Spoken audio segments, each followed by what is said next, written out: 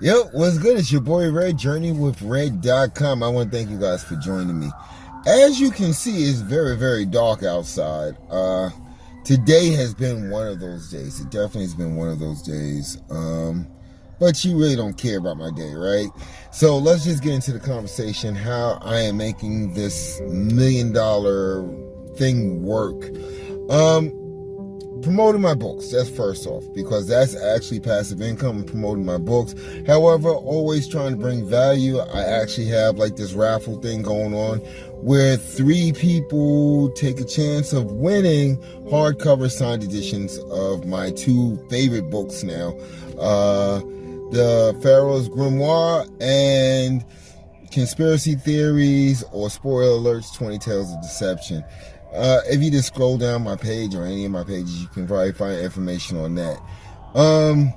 Actually throwing the media thing into high gear while I'm out doing my day job. I'm actually making those connections, trying to make it work. What I have found throughout my life is if you stay silent about what you're doing, nobody's going to know. Anybody that spends a lot of time on social media, you already know the people that's on your page, 9 times out of 10, they're not going to help you for fear that you're going to get further than them. So you have to get out there. You've got to make connections. You got to talk to people. I've actually been practicing my elevator pitch, trying to make that pop. It's just a lot of things that you've got to put into, again, that favorite word that I like to use, you've got to put into action. Now, here's the important thing, okay?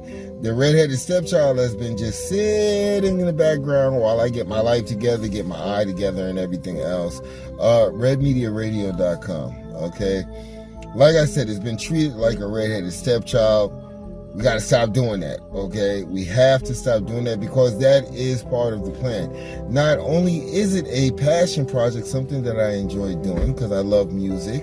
I love giving people the opportunity to have their own shows and to host their own shows. I just love the whole thing. What we're doing is, and I'm going to announce this one day next week, I'm actually going to pull it down. I'm going to either do talk shows all day long, or I'm going to let hors d'oeuvres get on and do his thing all day long, while I go ahead and format the radio station that, well, I'm going to make it the radio station that I've always envisioned. I think it's more than enough time that we've been doing this to actually pick a lane here, okay? I love hip-hop, I love house, I love R&B. However, as you can see from the gray thingies here, the current crop of music is not really my thing. It's not. I'm not gonna lie. Everybody actually has someone in the family that says music ain't the same anymore. I kind of understand that now. As I get older, I really am starting to understand that. So you're going to see that it's geared towards that. I'm going to throw an age range out there, 40 and above, because I'm a vampire. I'm way over 40 years old. But, I wanted to be specific, more specific. I think it's high time that Red Media Radio gets thrown back into, I guess, the fold of what it is that I do. It doesn't really get in the way of, the media thing, me writing books, any of that stuff. But again, with advertising dollars and stuff like that, it stands the potential to help me get closer to that $1 million. Now, when I said advertising money, there's somebody out there that probably grown like, oh, he's just trying to make money. No, like I said in the beginning, it's a passion project. It's something that I like to do. However, I guess Popeyes was a passion project at one time. It actually wasn't. But, it was something that someone loved to do. Now it's a multi-billion-dollar business and you guys are fighting over chicken sandwiches.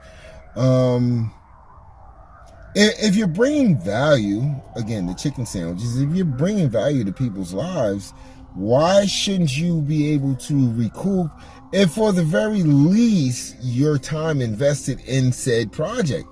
I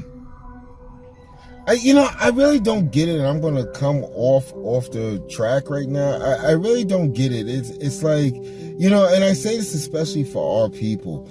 it's like people really don't want to accept the reality of another person of color trying to do something, trying to get ahead, trying to get to the next level. In my case, trying to make $1 million. However, you guys, you turn on the TV, you go on social media, and, like I've said, 1 billion times, you go into stores, you go into Foot Locker, you go into all these places, they give you a price and you say, okay, and you pay it. But if anybody that is part of your real group, is part of your friend bases, is part of, the people that you cherish, care for, love, and always show loyalty to, it's like you don't support them. Now, I'm not saying that so that you run out and support me. I'm just saying maybe you need to check the situation. Maybe you need to check, exactly what it is that you're putting out there. Because, I've been in all these stores. I've been in Macy's. I've been in Foot Locker. I've been, name a store. I've been in Best Buy, and I see the same thing happening. They say price. Unless you got a coupon or about a special that was in the newspaper, you pay price. There's no arguments. There's no, I need to hook up. There's none of that. But when it comes to your own, it's like, come on, I've known you for years. You can't hook a brother up or you can't hook a sister up. It's like that whole mindset needs to change. If any of us are going to get ahead, and the thing is, people find out on the back end because that person that was always asking for the hookup now decides that they want to be an entrepreneur. They want to start their own business. And then they get tired of hearing, hey, can I get the hookup? Hey, can you hook a brother up? Can you hook a sister up?